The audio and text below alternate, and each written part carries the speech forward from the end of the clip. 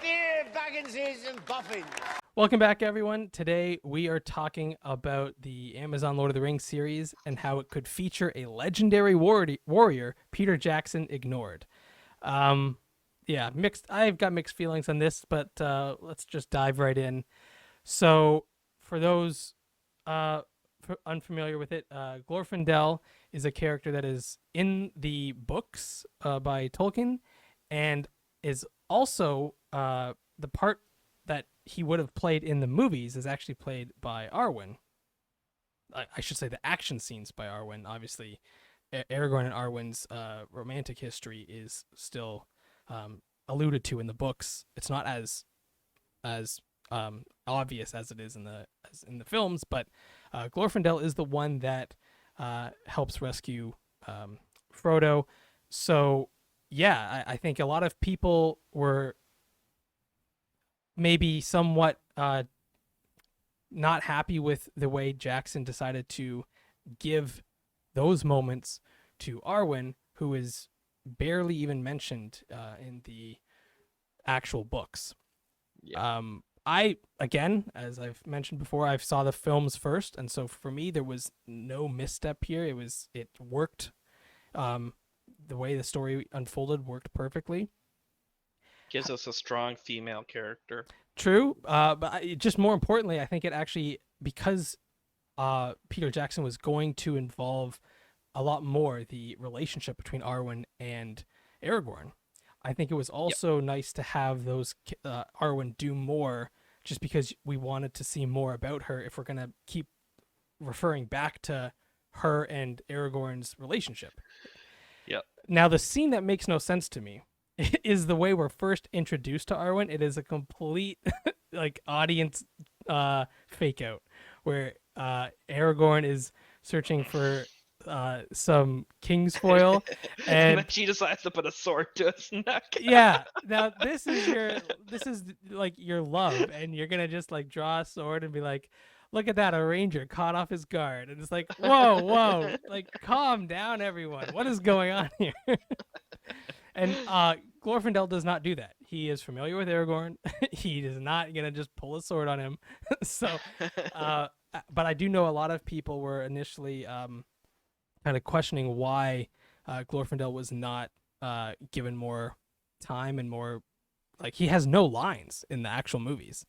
So yeah, I'm not I don't have a huge problem with this, but if he's gonna play a bigger part here and give the book fans what they want, I'm completely on board with that.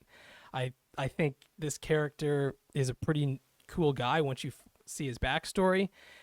He's got a lot of similarities with him and Gandalf, as well as Aragorn. So there's a lot of overlapping that you can do with this character. So yeah, if he's in this and does some cool stuff, that's great. I'm all on board with that. Yeah, me too. Yeah, I mean, so obviously with elves, it's going to be strange to see how we handle a story about elves, because the way I think Lord of the Rings, the original trilogy, and the Hobbits works is that the elves are there, but we don't just spend thousands of years with elves. We see them for a bit and then we leave, and we just know that these beings they have long lifespans and they've seen so much. So to me, it actually works better to not have the elves as the main focus of the Lord of the Rings. The Lord of the Rings' main focus is on a bit more mortal beings. Hobbits obviously have a pretty long lifespan, a bit more than humans it seems, but still, dwarfs too are a little longer lived. That's right. So to have a show based on that, it's going to be really weird. Just to have a perspective that makes sense for that type of lifespan. That's why I think a lot of people associate a lot more emotion towards Boromir and Aragorn, even though Aragorn, I know, Aragorn, don't flame me in the comments, people. Aragorn is old, I know.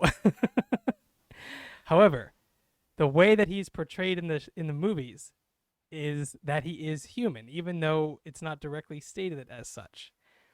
It just makes it seem that way. And so people who are unfamiliar with the character are able to kind of feel like he is human and feel that he is just a 40-year-old man or something like that, instead of being close to 100. So I know it's not what book readers want all the time, but I think it does help sell this to a larger audience. And so when you have an elf as a center role and we see their sort of backstory and how they change over time, like those time periods are going to be massive.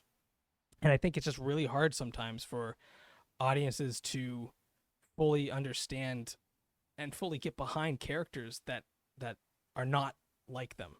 And that's why I think it was really smart to focus it on hobbits and humans as the main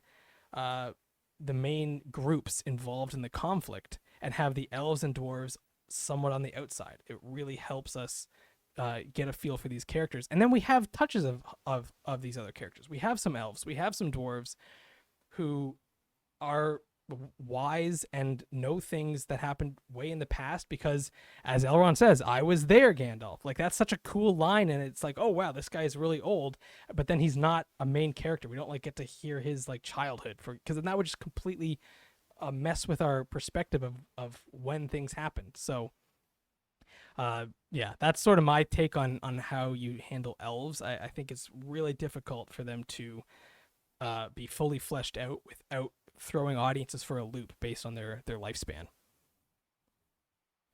Yeah. And that's not to say you can't show them doing cool stuff. Glorfindel does a lot of amazing stuff. He fights a Balrog. He is brought back to life. Spoilers. So, you know, this is a character that has a lot of material.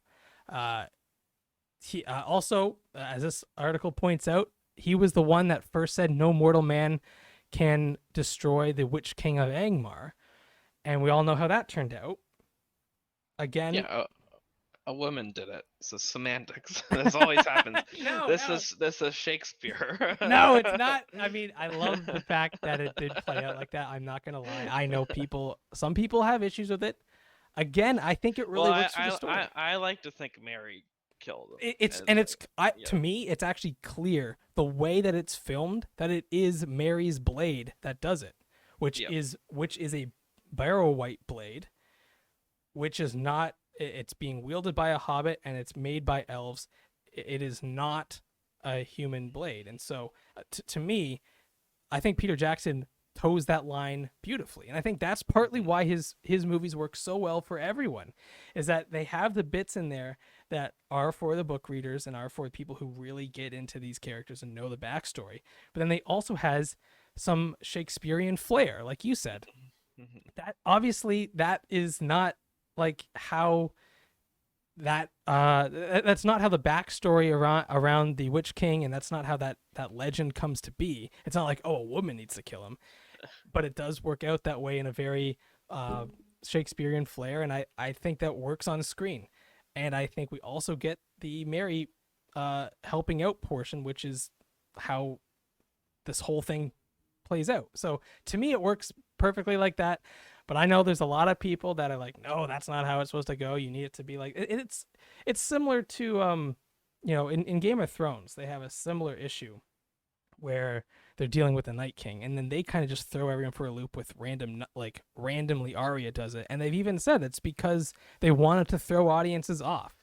I don't think Peter Jackson does that here. I think it's very clear that Mary is involved, and so I think he has been able to handle both sides of it. And so I have no issue with the way he handled that, and I think it'd be kind of cool to see that brought up again, because we know what happens, as we've talked about before. If we're watching a show that's based on a earlier time to the Lord of the Rings trilogy, we know what happens. And so to be able to throw in bits that link it to that, not in a weird way, but just in a way that, like, this guy is the first one to make that claim, that's a perfect way to link it to the original trilogy without getting too bogged down and like, oh, we don't want to screw up, like we don't want to have Ents doing this weird thing, or we don't want this to happen to Helm's Deep. We'll just have Arwen do his stuff again. Yeah, just completely have him be in the first scene and then flip it and have a new female actress play all his lines, and just No, I think he can be involved. I think if you're going to have a bunch of scenes set with elves and he is going to be a main general with the elves, I think he can have a ton of lines and it won't take anything away from what they've done with Arwen in the original trilogy, because he's not that involved in the books. It's really about how Frodo gets to Rivendell. It's not really about Glorfindel doing things. It's just that Glorfindel is out there patrolling and happens to find the ring wraiths and help with Frodo. Like he happens to just be involved there, but he's not a big part of it. So yeah, I kind of want him to be involved in this one because he's got a lot to do, but I have no issue with the way he was handled in the original trilogy, and I think you can still... He is in the scenes in the original trilogy, he just has no lines, and so I think he is still a helpful link, especially if he can be talking about things we know will happen, but obviously in a foreshadowy type way. You know, all the best. And if we ever do get this sort of scene where he's resurrected by the Valar, we get a very clear relationship with Gandalf. I mean, that's the beauty of a lot of these stories, is that they do tend to have this cyclical repetition. And so I think that's a great way to really bring back some of those emotions that you feel in the original trilogy with these new characters without making it seem forced. And that's part of the problem with some of these other big Hollywood movies, like with the MCU and with Star Wars, is sometimes they feel like they're trying to force certain things to happen again because they know that worked originally. Well, here it's actually part of the lore, and so it works on all the levels. So yeah, I'm excited to see what they can do with this. But again, I do think elves are tricky, and they do need to be careful how they handle elves.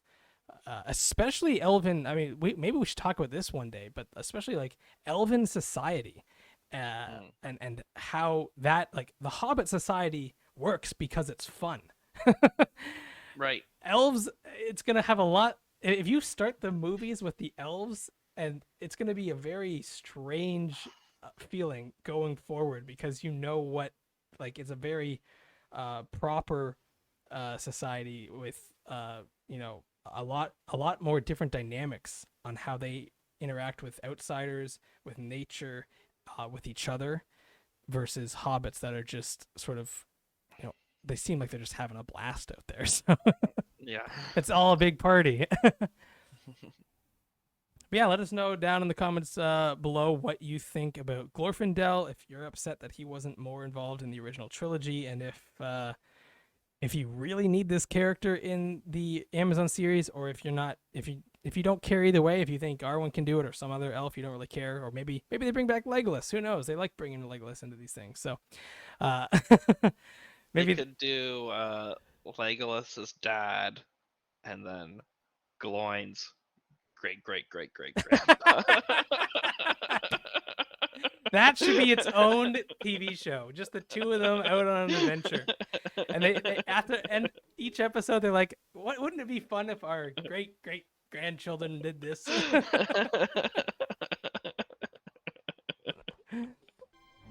regret to announce this is the end. I bid you all a very fond farewell.